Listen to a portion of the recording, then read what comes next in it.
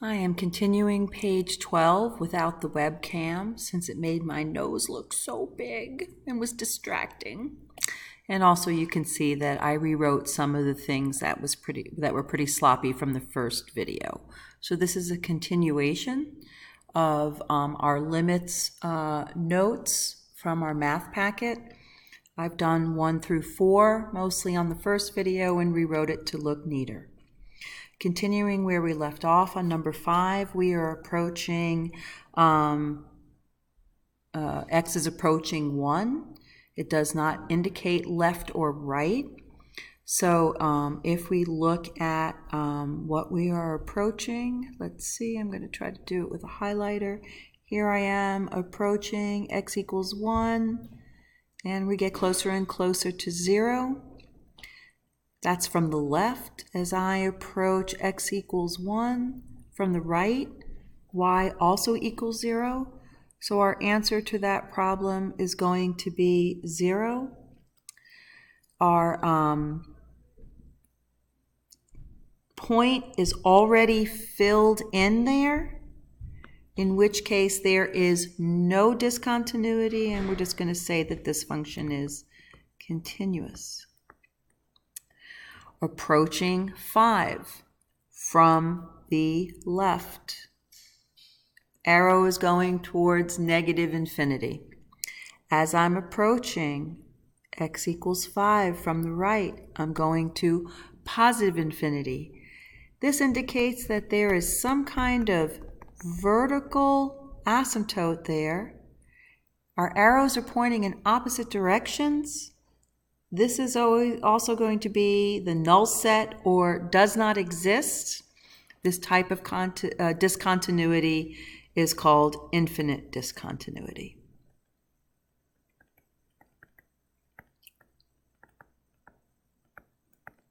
Last one, as x approaches positive infinity. So as x approaches positive infinity, you can see that there's another horizontal asymptote. This horizontal asymptote happens to be at y equals 2.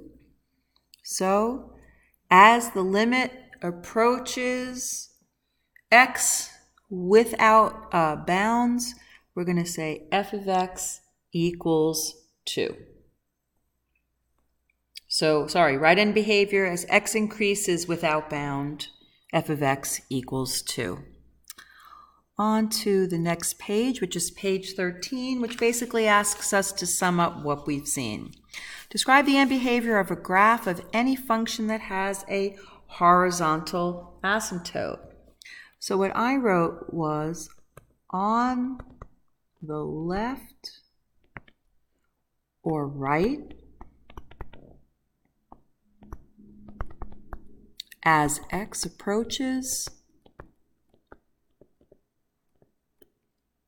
as x increases, because it's end behavior, or decreases without bound,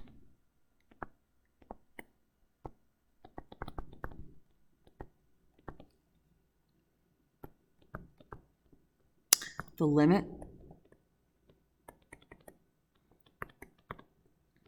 will approach the numeric value of the horizontal asymptote. I'm going to always abbreviate horizontal asymptote with HA. So it's going to approach whatever the value is of that y equals, whatever that numeric value is. Describe the behavior of the graph of any function that has a vertical asymptote. So for number 9, as we approach,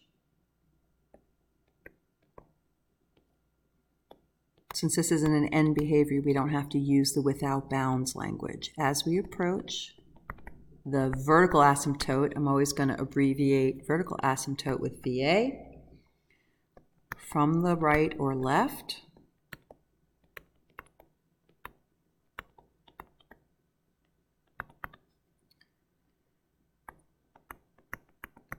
both will approach positive infinity or negative infinity, or one may approach positive infinity and the other negative. Oops, I'm trying to write infinity, negative infinity. Let me try that again.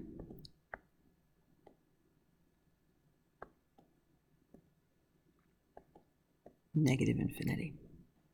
Describe the behavior of the graph of any function at domain values at which there is a discontinuity. So there's going to be an interruption of those domain values. So I'm going to say our jump and infinite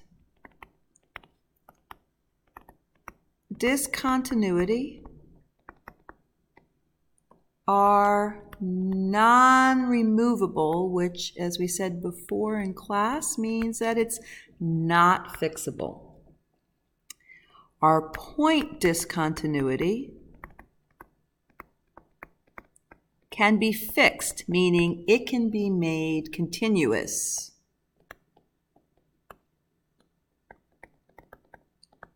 By plugging, or sometimes I think the textbook uses the word patches, by plugging the hole. So either plugging or patching the hole. So that's how we can fix or change our domain values if it's a point discontinuity. The graph on the bottom of page 13 has to do with questions on page 14, and page 14's answers are on page 15, so I'm also skipping those pages. Moving on to page 16, which is the last page you need to know before the exit card. It says it's a warm-up, but since I'm not there, we're going to do this as a video lesson. Warm-up says to sketch a graph of a function that has the given function properties. So it gives us the domain. It says the domain is all real numbers where x is not equal to 5. So what we can assume there is that either there is a hole there or there is a vertical asymptote. And then it says our range is greater than -5. Now to me, when it says the range is greater than -5, that seems to indicate that there is a horizontal asymptote there, because it's never going to touch or cross that line. Now, the limit of x as it decreases without bound, so I'm looking at this one, is -5. So that makes sense. That means over here somehow I'm going to be approaching this horizontal asymptote, never touching or crossing.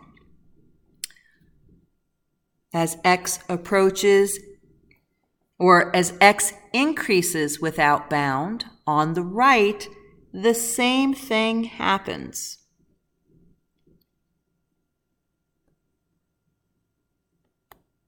So I've now talked about this limit here. It says as x approaches 5 from the left, it goes towards positive infinity. So I think our first assumption that it is a vertical asymptote and not a hole is correct, because as we approach from the left, this is going towards positive infinity. And then the same thing is happening from the right. As we approach 5 from the right, the arrows or the y values are heading towards positive infinity. So that implies that at 5, because our domain does not include that, it is a vertical asymptote rather than a hole. So this is what our graph would look like. Vertical asymptote x equals 5, that's an x. Horizontal asymptote, y equals -5. And that's it for our lesson. Thanks very much. Look forward to seeing you next class.